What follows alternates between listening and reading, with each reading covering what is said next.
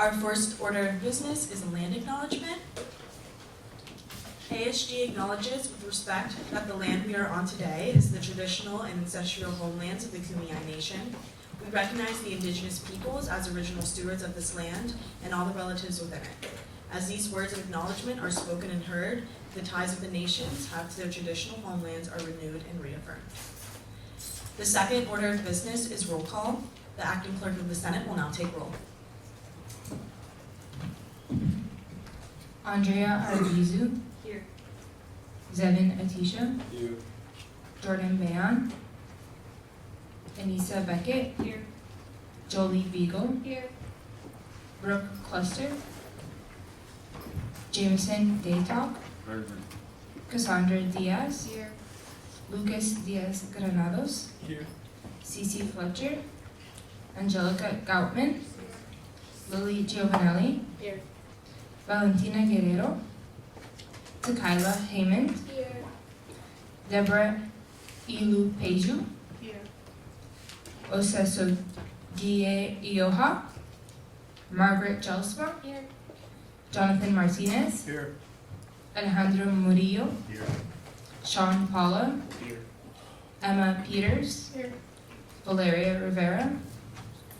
Amaya Rodriguez Ajis. Here. Maritza Santoyo. Ava Sareen. Here. Isabella Sevilla. Here. Thank you to the clerk. Our next order of business is approval of the agenda. Is there any discussion?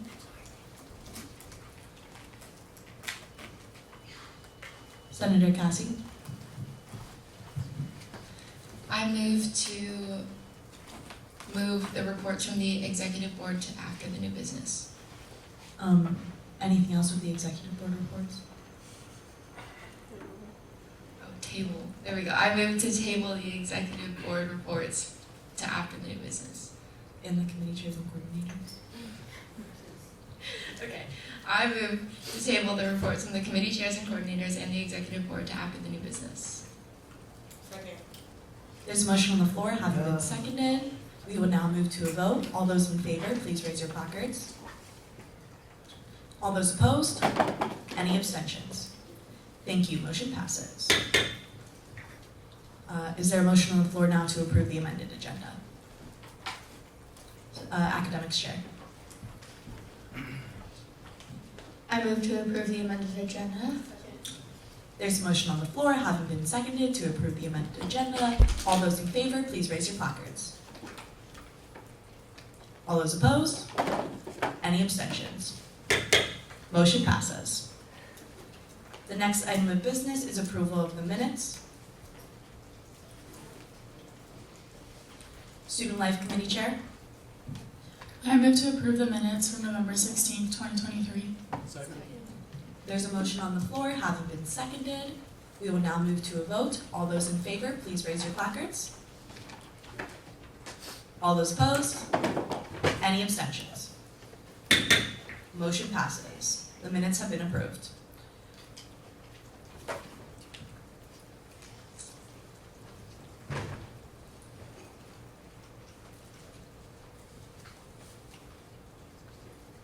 The next item on the agenda is a report from the Speaker of the Senate.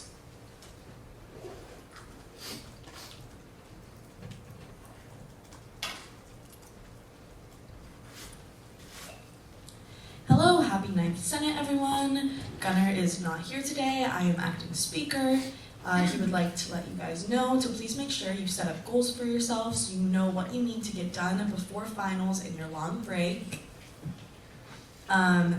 He sent out a few acceptance emails to new senators, so be on the lookout for more people. Make sure to be welcoming. Of course, I know you guys will be. More seats will be open soon, so please tell your constituents to apply if they're interested. And make sure you're reaching out to your constituents, especially for the end of the semester. And as well as taking care of your constituents, make sure to prioritize taking care of yourself. If you're struggling with cementing ideas, please speak to someone on Senate Lead Team or exec, or one of your advisors. The next item on the agenda is reports from Senate Leadership Team. So, welcome back everyone from Thanksgiving. I hope you all had a great break. So this is the link to the Senate Initiatives Funding Request form. You should not go directly into Google Sheets to edit, but enter through the form. We would also like to say congratulations to the Sustainability Coordinator and Senators Isabella and Jameson on their approved funding request this week. Also, we launched the standardized tabling checklist to help you guys have a better organized way to go about tabling. And upcoming center events are the athletics coordinators tabling at the women's basketball game December 7th, and the student work committee is having their mixer December 8th. So mark those in your calendar and make sure to support.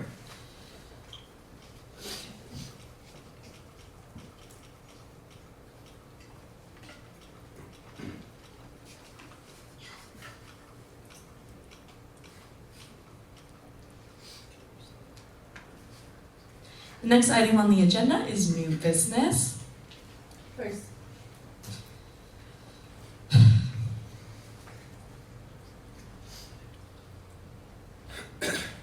First is a presentation on NAC tutoring by Dr. Roger Pace.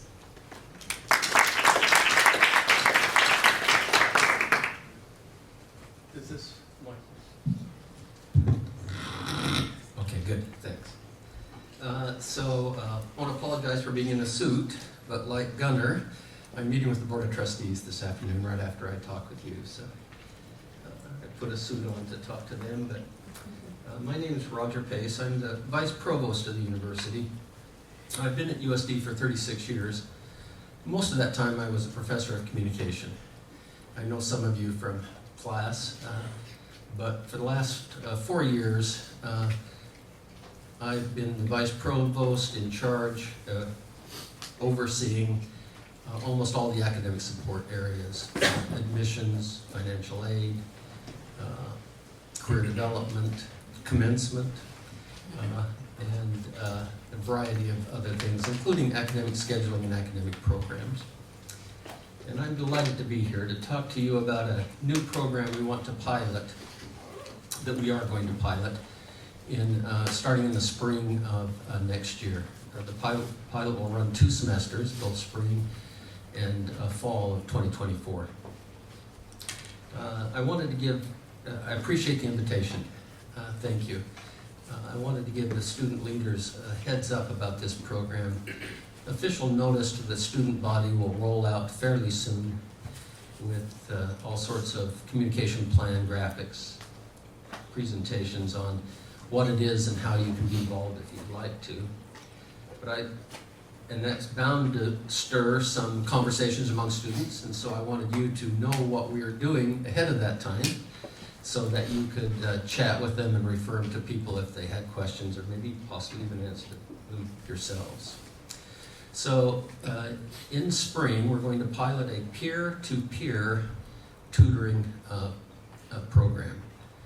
We partnered with an IT platform called NAC to accomplish this. NAC is a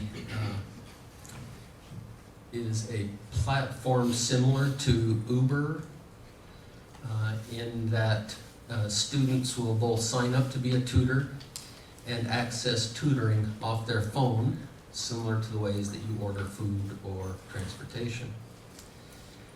So the program will involve USD students tutoring USD students. There's a lot of educational research that documents the power of peer tutoring for both the tutor and the person being tutored. Right now, our state of tutoring is rather fragmented. We have some areas, and some of you might even be involved in these areas, that have very strong tutoring. Most of those are lower division core courses, like mathematics or language, or major prep courses like econ. There's well-established labs in each of those areas. But you take those out of the equation, and then there's vast areas of the university curriculum where there's no tutoring at all. And our goal in this pilot is to provide free tutoring for all students in all courses. And the way the process works is, if you've had a B+ in a class, you can sign up to be a tutor. And NAC will pay you minimum wage, which this coming year it starts at $16.39. And so we pay NAC a flat fee for the service, and then they pay the tutors. Because NAC is paying you, that also won't count against your financial aid. Lots of times if you're in a position where you're kind of maxed out on financial aid, anything we give you, we have to take away somewhere else. But this will be a way for tutors to find some pocket money, earn some extra money, maybe save, maybe even towards textbooks, educational expenses, without it costing them any of their financial aid. But I'm also completely convinced that there will be an educational benefit for tutors too. As you tutor other students, and I say you because I'm looking at student leaders, and I'm sure many of you have many B+ if you're interested in earning some money. At least a B+, probably more. And I'm convinced that as you tutor other people in a class, it will deepen your appreciation of and understanding of the material you're tutoring. I've been at USD for 36 years, and it's obvious to me that teaching is an educational experience in and of itself. For the tutors, for the people being tutored, I think this expands the access and reach of our tutoring programs. Because the tutors control their own schedule and set their own hours. Tutoring should be available outside of the regular lab hours for those areas that already have tutoring labs or tutoring programs like athletics. And this will expand the times that you can get together. Now you can get together either in person or you can do it remotely. And we're designated places on campus that you can get together in person if you'd like. I've looked at a lot of other universities. We're the first university in California to adopt this system, but most of their work has been on the East Coast and in the South so far. Sorry. I call what you scam likely calls me too often. I've looked at a lot of those other schools, and for instance, the University of Houston, I was just looking at their data. And the University of Houston's last spring semester, 62% of their people who sought tutoring had never been in a university tutoring center before. So I think that we're going to reach students who haven't had access to tutoring for whatever reason before, even in the areas where there's tutoring on campus. Athletics, for instance. I'm sure some of you are involved in athletics. On the road, you're studying. And sometimes your tutors come, sometimes they don't, but you can always access tutoring when you're on the road by dialing up a tutor and doing it remotely. And so I'm excited about that coverage.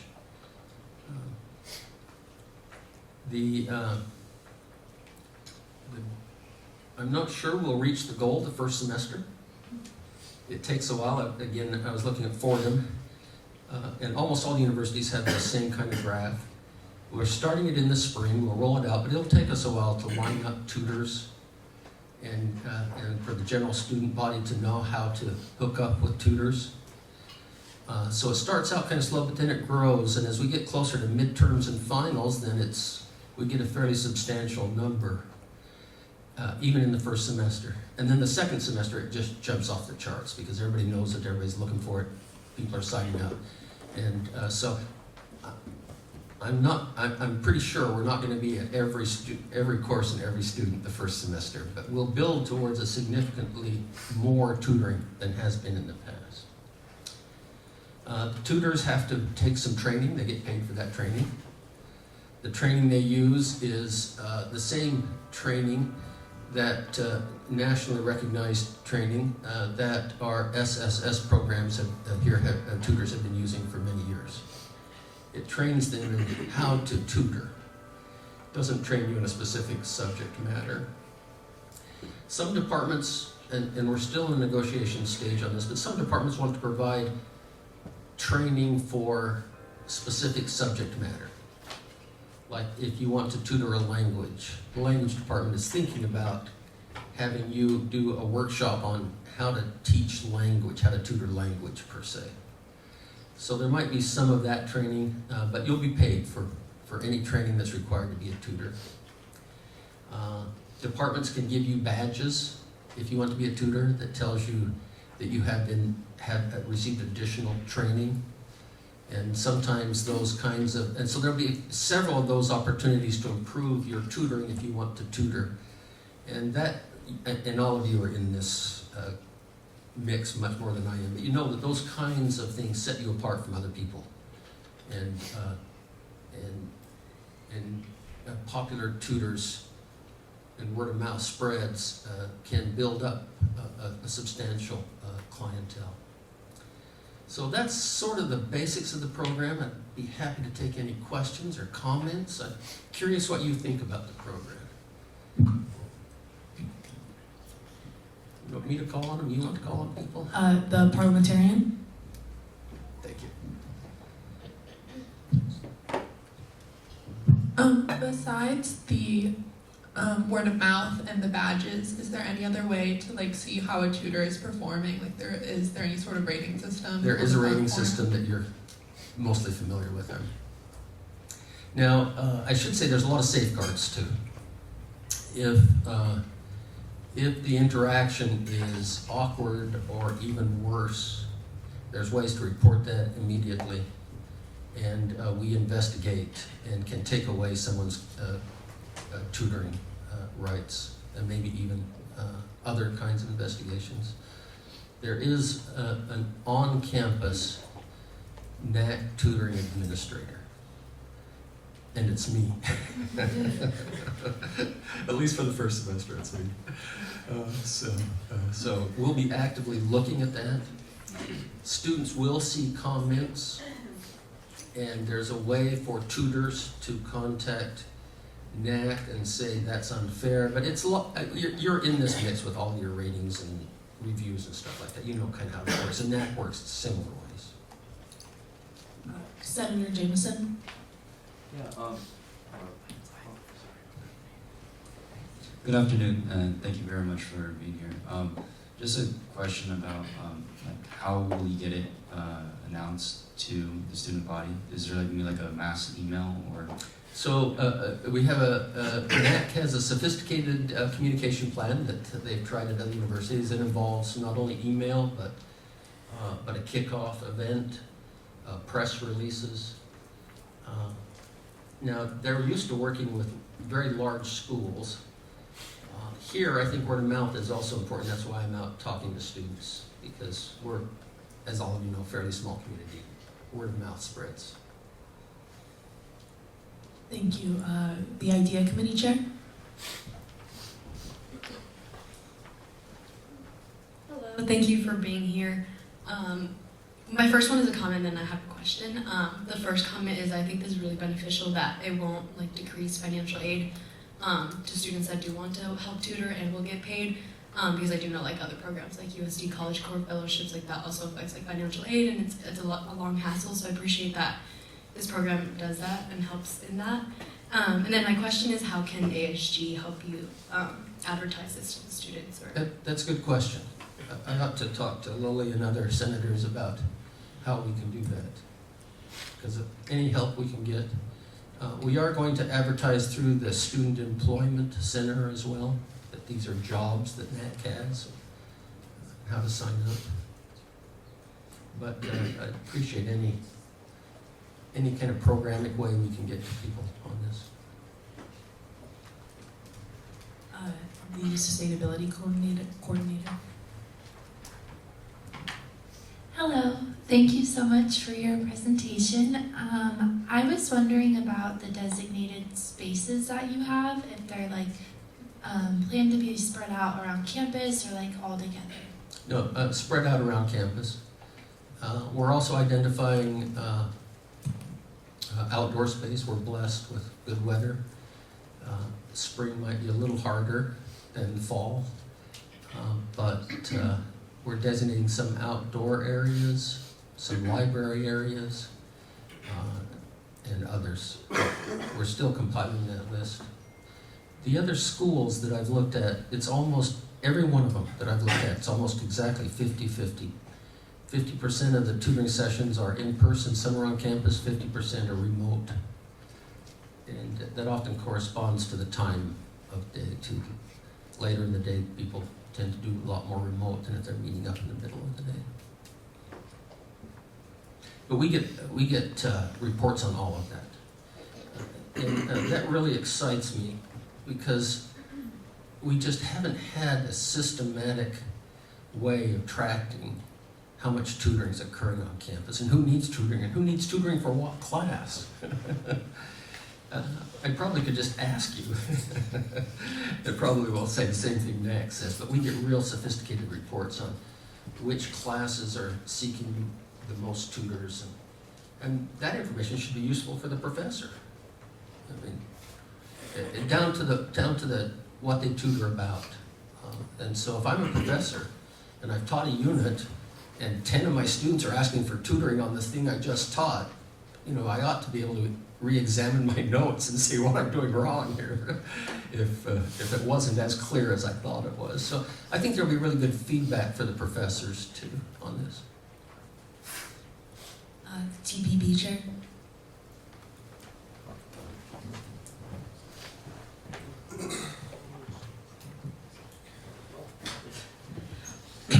Oh, sorry. Thank you so much for being here today. I think this is going to be a really great program in the coming semesters, so very much looking forward to it. My question is there a cap for how many tutors can sign up to tutor one class, or it's kind of just depending on demand? There isn't now. I'm mindful that we don't want the field too crowded. We have the ability to do that. My worry right now is getting enough tutors in the classes, but if that ever becomes a problem, there is a way we can do that. But starting, we're not going to do that. The TPB chair. Great, thank you. And then my second question was for the students who are seeking out tutoring, is this a free program for them? Everybody, yeah.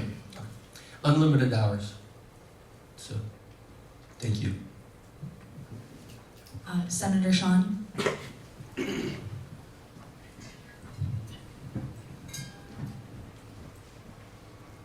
Hi, yeah.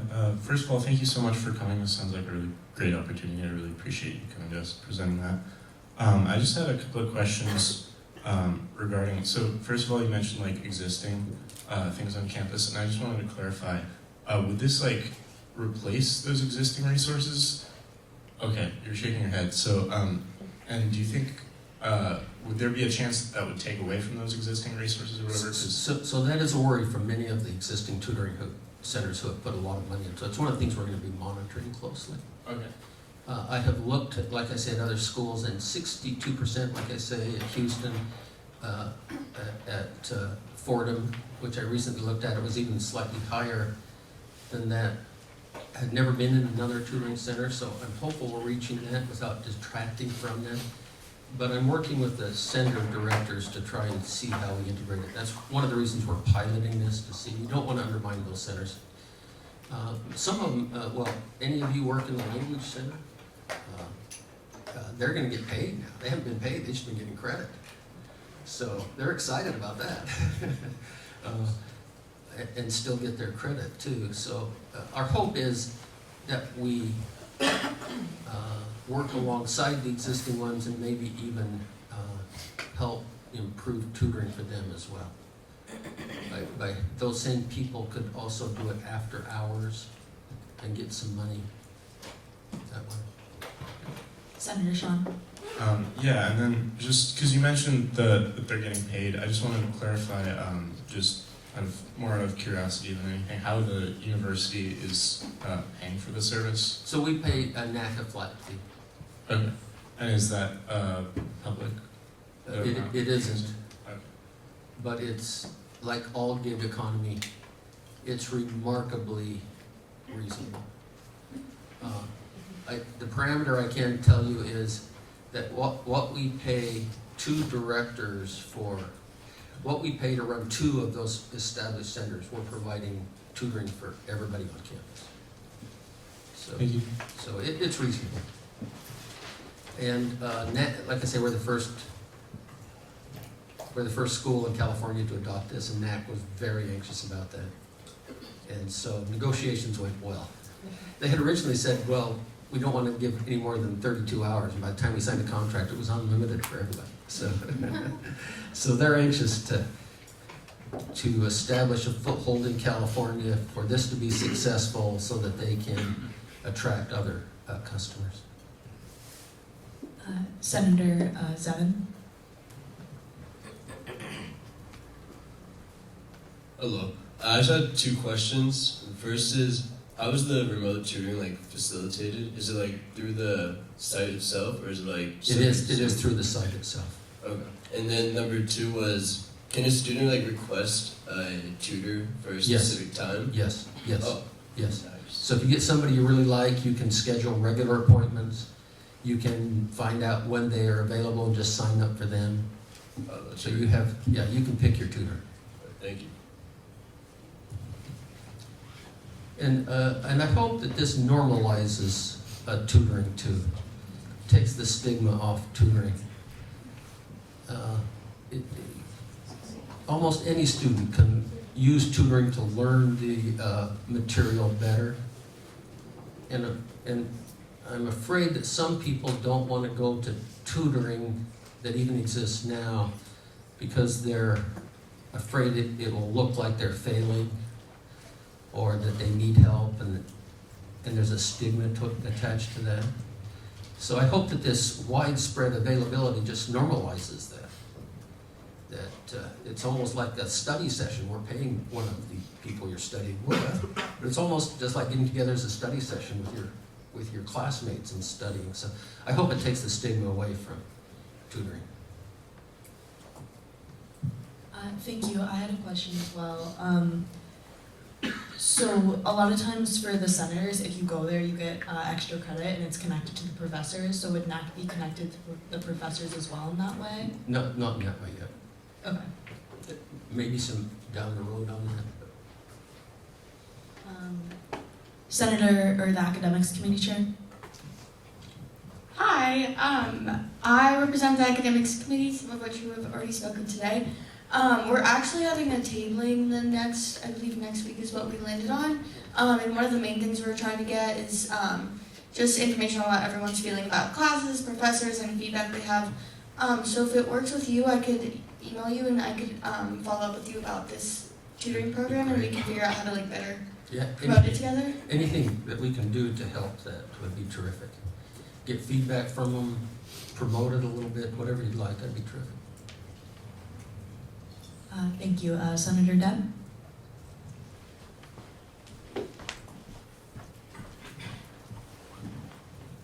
Hi, good afternoon. Thank you for being here. I wanted to ask if there was a minimal or max amount of hours someone would have to tutor for in order to remain eligible? No.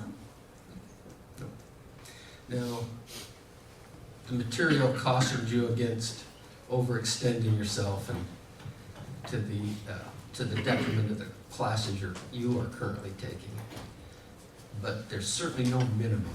There is no maximum. There certainly will never be a minimum. You want to do it once and then don't like it, that's fine. But if it gets to be problematic, we might think about a maximum if we think students are so into it that they're harming their other classes. But right now, there's none of that. Thank you. Senator Andrea? How are you going to make sure that the tutors are doing their job right? So it's part of the reporting system. Both the tutors and the person they're tutoree can report immediately the effects of that. They do rankings. There's a lot about the gig economy I don't like, I'm sure that there's things that irritate you about the gig economy too. But this does kind of put it out there, ratings and things like that. But we have a program where students are tutoring and getting low ratings. We're going to seek them out and try and provide them some additional training to see if we can improve those trainings. So that's kind of how we manage quality control. Thank you, Senator Alejandro. Hi, thank you for being here. Is there anything preventing a tutor from just getting their best friend to hang out with them and them getting paid for like 10 hours straight? So if that happens, they're ripping NAC off, not us. And NAC is very concerned about that. So they have all sorts of algorithms that they look at. And then I call your best friend and ask him to come meet with me. So they think it's noticeable when that happens. They haven't shared those algorithms with me because they don't want the information out there, but they think they track that carefully. Thank you so much. Any more questions, senators? Do I have any more time? Because I'd be happy to take questions on anything that I just mentioned, commencement, admissions, anything and the like. I know a lot about all of that. Anybody have how much time do I have? I don't want to. We have about 5 minutes, don't we? Yeah, I can answer questions for 5 minutes on anything else you might have. The Student Life Committee Chair. So last time I was here in this portion, I said we were going to start transferring online courses. I don't know if any of you were here last year when I said that, but here we are. We're transferring online courses. So now's your chance to get something in. First of all, I want to say thank you for introducing this program on our campus. I think it's going to be really beneficial. My question is relating to commencement, because I know that in the past, I have heard a lot of people that are annoyed and upset about the number of tickets that they get for commencement, and I understand there's a limited amount of seats, and that entire process is really frustrating. I have had students come up to me and ask why we don't use the stadium for additional seating and put it on the Jumbotron. And like why that wouldn't be an option just for additional seating, especially I think this year with COVID and students that maybe didn't get a graduation. So I guess my question is, it's kind of two-part. One, is it possible to even do that idea of having additional seating in the stadium, not doing graduation in the stadium, and we do it in the JCP, but having that additional seating and being able to broadcast it on the field? No, that's an interesting idea. I'll take that back to the committee. We are looking at overflow areas. Yeah, awesome. And so I know ticketing is there on everybody's mind. I think it'll be the same as last year. It'll be 7 tickets. We'll stream it live. But we are looking at on-campus, off-site areas where you could sit and watch it as well. Amazing, thank you. And Student then, Life Committee Chair. and then I also just did want to bring to your attention kind of too that this is another conversation going on, but this year, and I think kind of next year as well, is a little bit of students that didn't get a high school graduation because of COVID. And so I was just curious if that has been something that you're considering, and if there's anything, if that's shaping at all, like the commencement process or anything like that. I think it shapes everything we talk about in many ways. We're deeply aware of this graduating class and the experience you had in high school coming into college. Many of you had your first year of college remote. I'm not sure we have any tangible answers for that as we build towards commencement, but we're all aware that this class is special, and in all the right reasons. You committed to us at a time when we didn't even have a classroom for you, and we're appreciative of that. So this class is near and dear to us. All classes are, but we're actively talking about things like that. Thank you. That is everyone we currently have on stack. I just wanted to take the time to thank you for coming and speaking with us. And as student leaders, we are so excited to collaborate with you on making NAC a successful pilot. So. Cool. Thank you very much.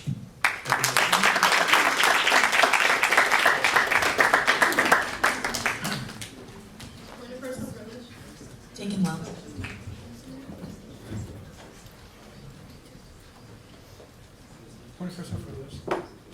Taken well. Our next item on the agenda is presentation on updates for public safety, trams, and parking services by Chief Nishiro.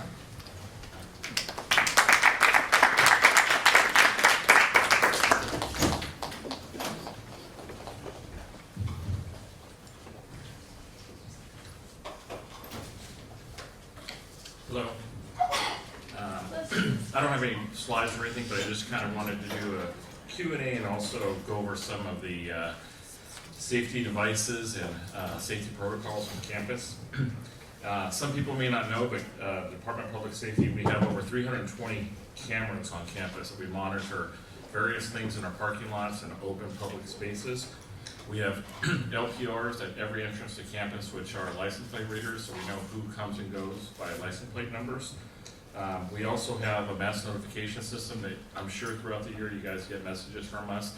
You'll get a text message, you'll get an email, you'll also get a phone call for certain messages, and that's all run through Department of Public Safety. We have the ability to take over all computers on campus that are plugged into our LAN system, and we can broadcast emergency notifications on that. We also have the ability to take over our main webpage, so we can put pertinent information for anybody that may not be on campus and can see if there's an event going on.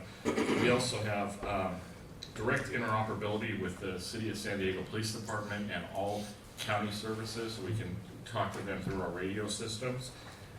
We have a PA system that goes across campus. They're hooked to all of our emergency blue phones. And we also have direct access to the FBI where we vet various events and things that come to campus so that we have a contact there. And then lastly, if anybody's not familiar with, we have the MyUSD app, and on there we have direct information to public safety where you can access our phone numbers, you can download reports if you see something suspicious and you want to do it anonymously or by phone call. And then also parking apps on there too, and through parking, when you go to that app, you can see all available parking spaces on all of our lots. So instead of driving around trying to find a space, you can kind of look and see, hey, there's X amount of spaces here.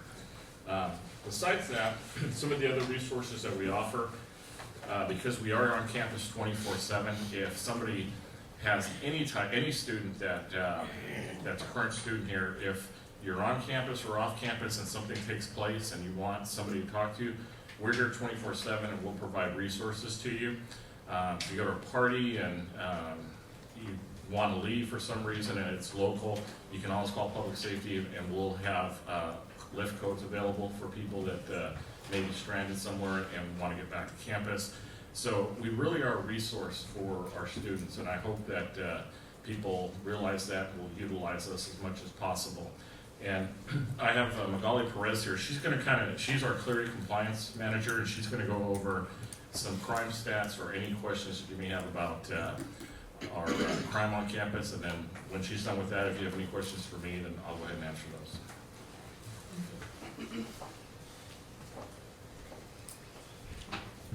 Hi, so I'm Magali Perez. I'm the Clery Act Compliance Manager. Is everyone here familiar with the Clery Act?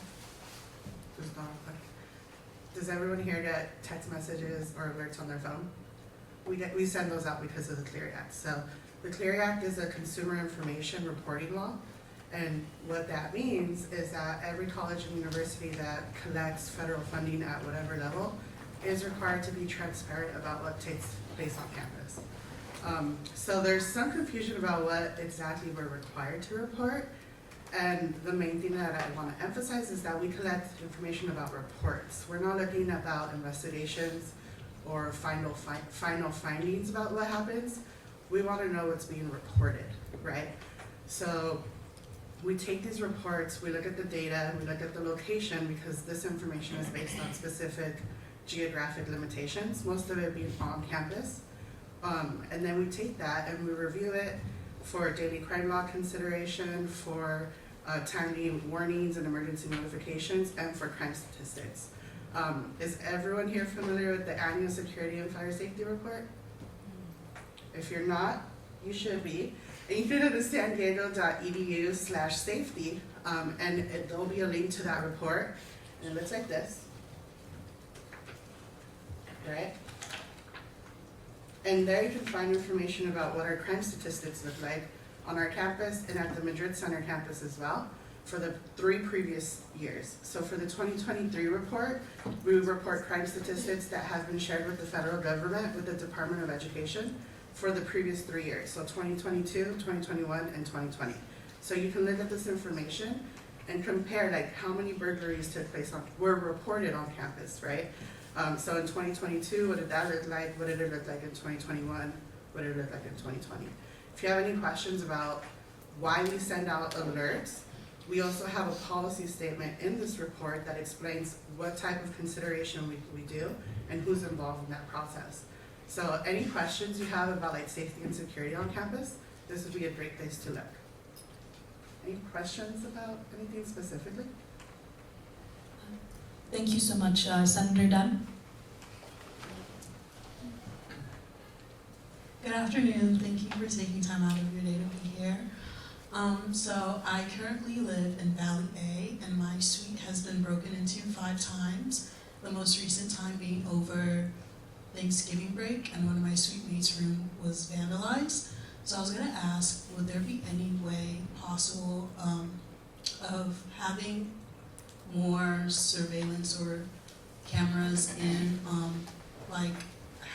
in housing spaces, like in the alleyways? Like, is there any way that cameras can be added? Yeah, and actually, we're looking at adding cameras right now, so I'm putting together a proposal on certain areas that we don't have clear views of sites, and we're looking at those, and I'm hoping that we'll have something done maybe after this semester, before we come back from break. So we're just kind of preparing it now. We're looking at all our spots, and it's going to probably be between 20 and 40 cameras additionally that we're going to install. The other thing that we're looking at also is in areas where we've had some incidents, we're increasing our patrol there so that officers, you'll see more people visibly walking on foot patrol. So we're going to put people back on foot patrol so that they can kind of check those areas and make sure that there's nobody there. And also one more quick point. Just recently, right before Thanksgiving, we did a bait bike program, and what that consists of is we had a bicycle that we had on various locations on campus, and it's linked with a GPS programmer on it, and the San Diego Police Department did this event with us, and the hope was that we were going to try to find somebody that was taking the bikes, go back to wherever their location is, and recover additional bikes that were stolen.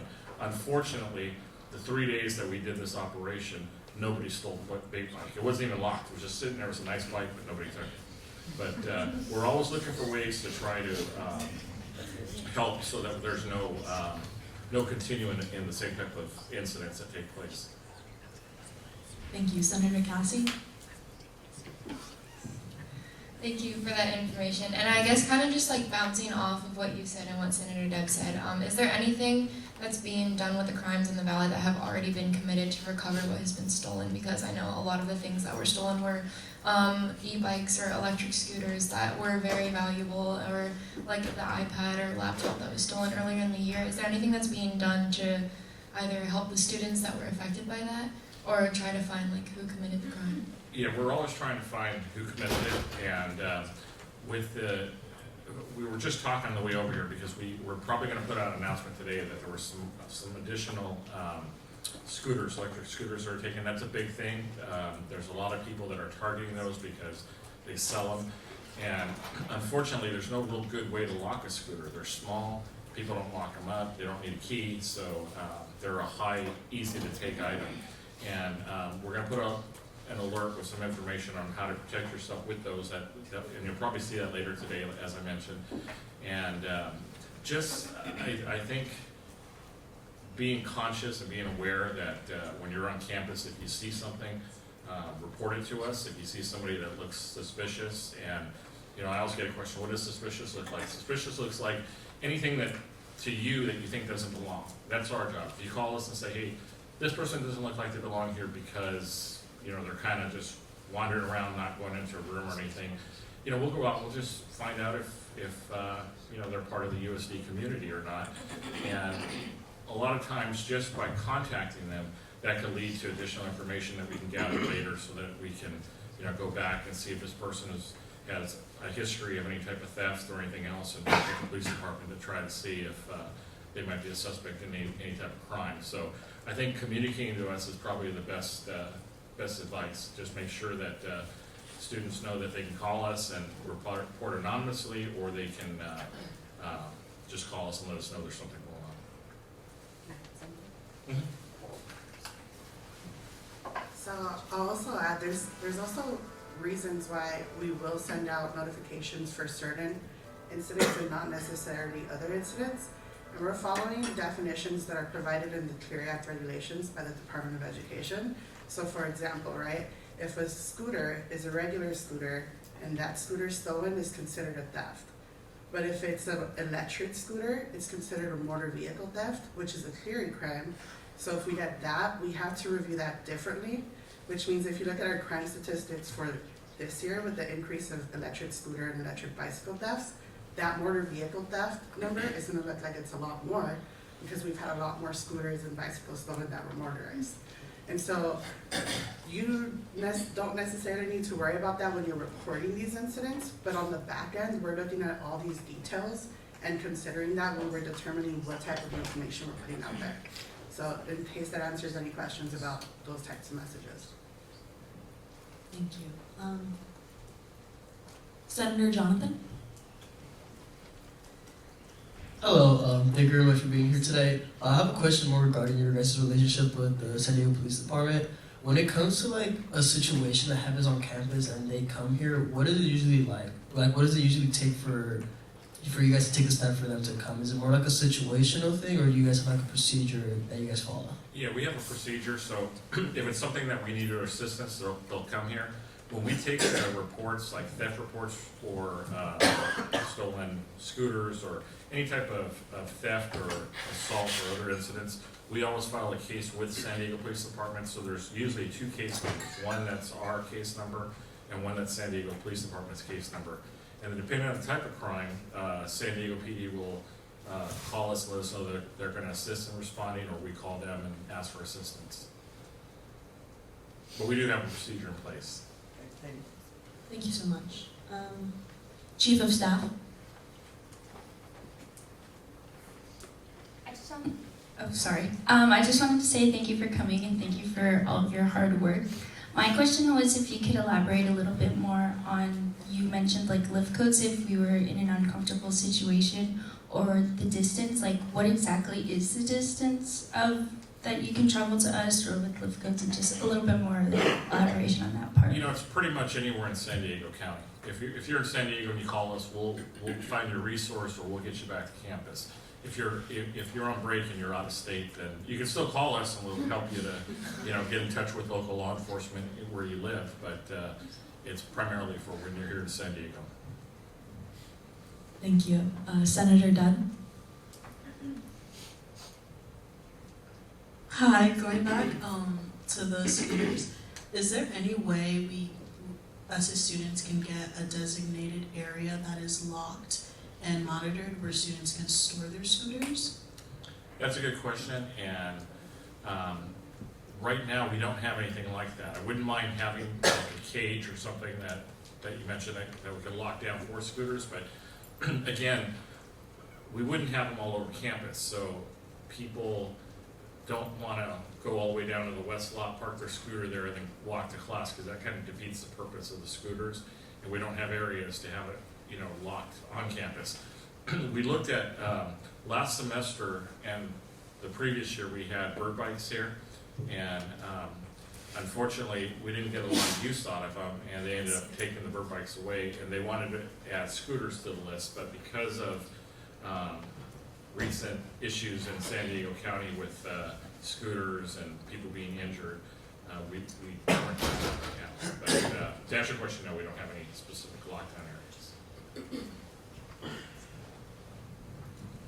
Yes, thank you. And going off of that, expanding on what Senator Deb said, would there be a chance to have those supervised areas just in like the Valley or the Vistas or Manchester, where people would normally store their scooters at most times? I can look, that's something that I can bring back to a committee and we can look at that. I know sometimes we have spaces available in our parking garages, so like Manchester garages and cages in there already where we store different things for our parking personnel. And that could be an option to have a smaller cage where we could store stuff, specifically electronic bikes or e-scooters. But again, I can't make that decision because it's part of residential life as well as various safety committees. Thank you. The athletics coordinator?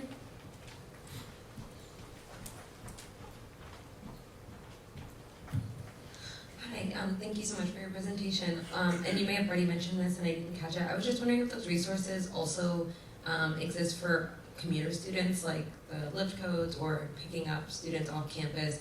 Would that still be a resource for students who do not live on campus, or is that only from wherever they are to campus? It's mostly from where they are to campus, but again, if they have an emergency and they need help, I still encourage them to call us because we'll get them a resource no matter what. We'll find something to help them. Thank you. Senator Sean? Yeah, sorry.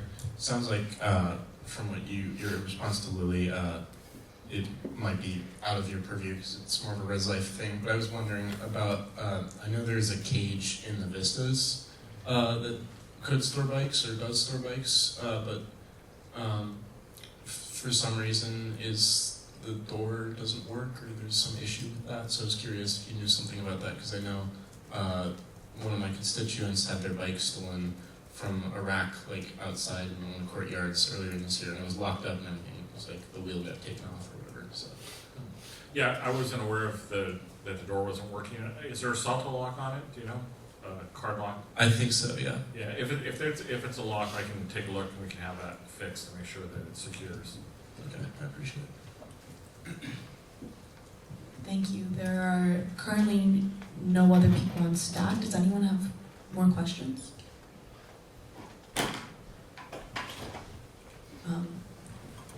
Thank you guys so much.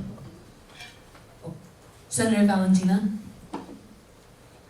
Thank you. Hi, just wanted to ask you if there are currently any cameras outside the Valley B buildings, especially the first floors, because like if you're in the first floor, we have windows and you're more vulnerable to someone being able to access your dorm. So I was just wondering, like outside the San Rafael, San Miguel, those buildings, are there currently any cameras? Yeah, not currently. There's no current cameras there. The only cameras down the valley are going to be at the emergency phones, and there's a camera by the crossroads.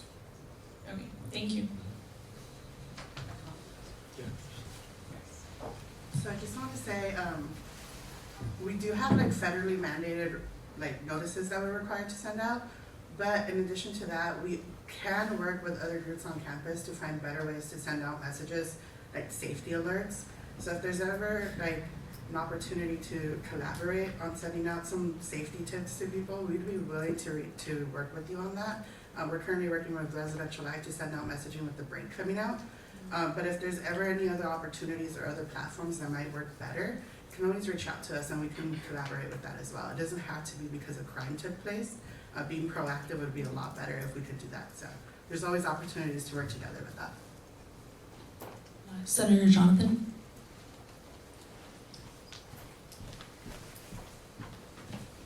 Hi. Sorry, one more quick question. During my time here, I have noticed have been a couple of instances when it comes to burglaries and robberies. Do you guys like have like, I know I do understand like it's a very like, it's a college campus and all that, but do you guys have like any like data or anything as to like why it's been happening at like a higher level potentially, especially here at USD? You know, we've had thefts that have probably increased in the last few months, and I think it's a trend that's this whole area, not just USD. We get, we're part of a bigger group, and we get emails for alerts that happen in the apartments down the road, across the street, and other locations around campus. And it's kind of a thing where a lot of these crimes are crimes of opportunity, and that's why it's real important that people, when they park their cars, they don't leave things in plain sight. When they leave their scooters out, they lock them somehow, and again, it's hard to lock those scooters, and that's what's been kind of a big problem. And then the other big thing is, I know we're a community and people like to leave their doors ajar because a lot of the burglaries and thefts that we've had on campus had to do with residential rooms that were left open, either ajar or just kind of open. And so people, will walk in and they'll see something, they'll grab it and they'll go. So we want to make sure that people lock their doors and just self-protection to make sure that your stuff will stay safe. Thank you. Thank you so much to both of you for coming. We appreciate greatly and appreciate all the work you do. Does anyone have anything else to add? No parking or tram questions? Senator Cassie? Just to follow up with what you said earlier, so how many security cameras are currently in the valley? Well, total throughout in the valley, there's 3 that we have, only 3 operable, but throughout the campus we have 320. And we keep adding to that, so there'll be quite a few more coming online. Thank you. Vice President? I had a question about the trams. For a lot of my constituents and myself, we have been having problems with the trams. Whenever we're going from Law Circle to Copley Circle, it's really hard to find the tram going that way, or a lot of the time, a lot of the trams are going just express west. And also the app, even though it's been a little bit better than last year, it's still not as helpful in finding a tram that's reliable. It won't always be reliable telling us there's a tram or where the tram is. Okay, I can look at that because we have a new vendor that we just got for the tram service that tells you the location of the tram, and it should have a little initial on there for the destination that it's going to, and hopefully that will help. But I'll find out why it's not lining up accurately. And as far as where they're designated, if you go to the spot that they're supposed to be at, hopefully they should be there. I know that we concentrate mostly on the west because we have most of our parking, community parks down there. So we have a lot of trams that we run back and forth to the west lot.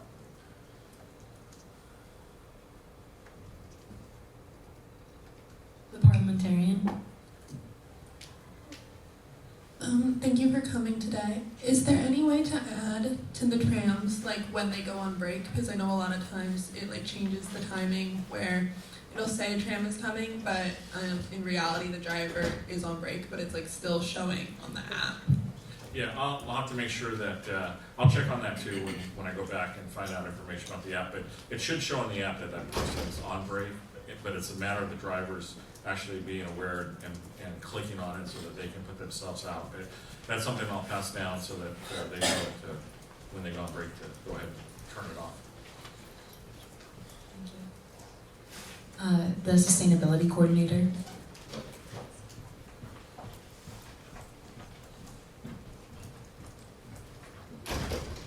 Hello. I just wanted to bring to your attention that in some of the elevators, specifically in the Manchester elevators, the emergency button with the firefighter hat, those don't work. I personally got stuck in an elevator and had to call 911 to come rescue me and my friends. And so I just wanted to bring that to your attention. It could totally not be in your realm for public safety, but it is really concerning how a lot of people don't have phone service in the elevators and that they could get stuck and then there's nothing to do besides press the alarm button and hope someone hears that. Okay. Yeah, I'll pass it on to facilities. I'll find out. So it's Manchester? Yes. Thank you.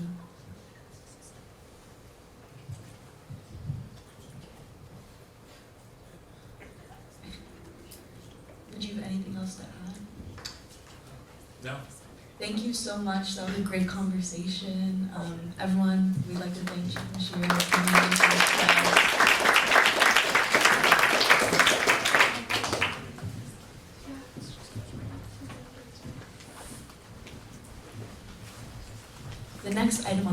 agenda is presentation and vote on new student organizations.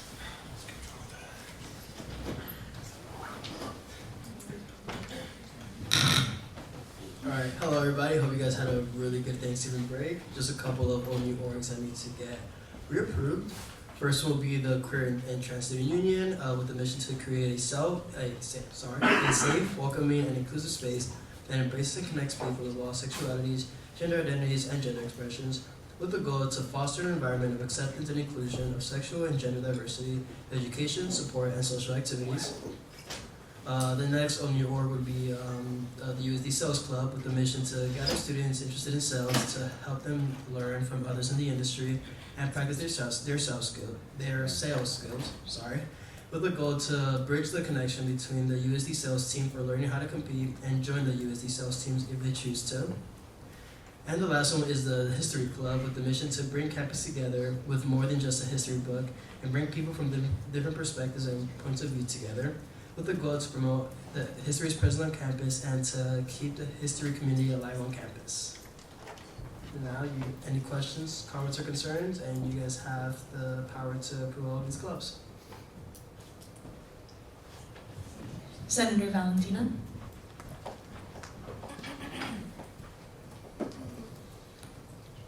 I move to approve all the clubs. There's a motion on the floor, having been seconded. Is there any further discussion? If there is no further discussion, we will now move to a vote. All those in favor, please raise your placards. All those opposed? Any abstentions? Motion passes. Thank you. Okay, thank you, Senator Jonathan and Student Organization Committee. Our next item on the agenda is final business and hearing of the public. Are we going back to updates? Oh. Our next item on the agenda is updates from committee chairs and coordinators.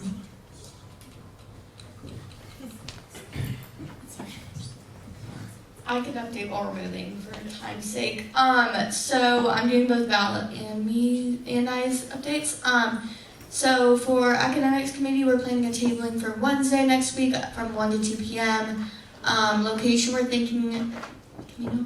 So yeah, in front of UCs. In front of UCs, sorry, we've been moving it around a bit, but in front of the UCs, we're thinking like hot chocolate, cookies, maybe some tea bags, and then, I don't know if you guys ever made popsicle stick ornaments when you were a kid, but I know I did and we loved it, so easy craft, we're gonna have that out and just come by, drop off some comments. Team's doing great, other than that, everyone's just closing up and wrapping up their initiatives. And then for she's at a study abroad meeting, but we have approved more student orgs. Thank you, Senator Jonathan.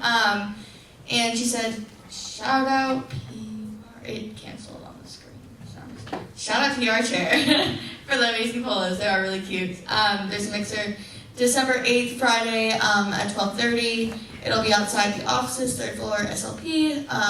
Flyers on the right. She said, we welcome everyone to voice any concerns orgs have faced and for multiple organizations to converse and to get to know each other in hopes of creating future collabs between one another. And then the theme is Winter Wonderland versus Surf's Up. So yeah, there's gonna be a raffle and everything, so. Hello everyone. Last day of Native American History Month, so under reservation in San Diego. Location, southern slopes of Mount Palomar off State Highway 76, 25 miles east of Escondido and 16 miles northeast of San Diego. The ethnology language is Luiseño. Population is 390, tribal enrollment is 620, and their acreage is 8,798. This is near the La Jolla area. But yeah, happy last day of Native American History Month. The education doesn't stop here, so continue to educate yourselves and engage in these conversations. And then did you consider initiative is still on the way? We want to have like a final draft of like what that is. Just as a reminder, it's like what clubs or organizations or departments on campus should be thinking about in terms of accessibility-wise or diversity or all the stuff surrounding identities. So that's coming and hopefully we'll be able to present it to you next week. A food pantry resolution came up as I was like digging through like past ideas.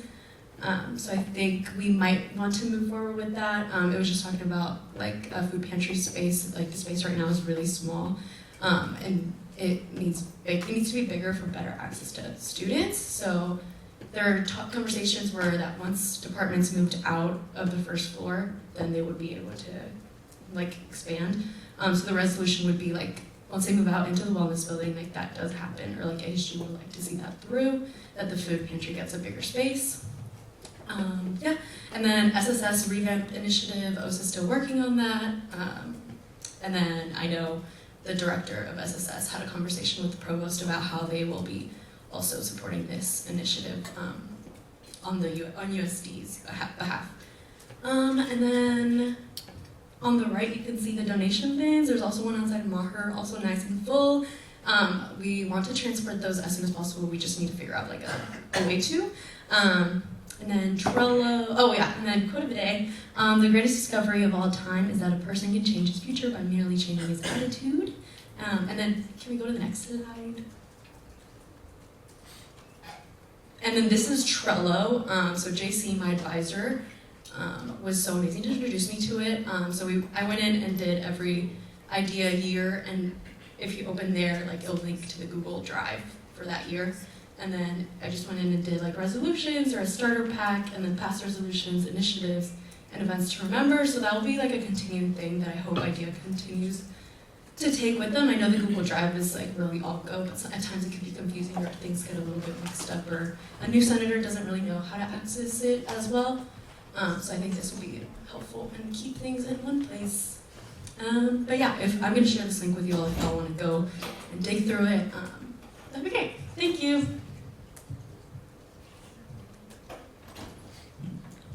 We have officially lost quorum, so the Senate meeting will now come to a close. Senate has officially ended.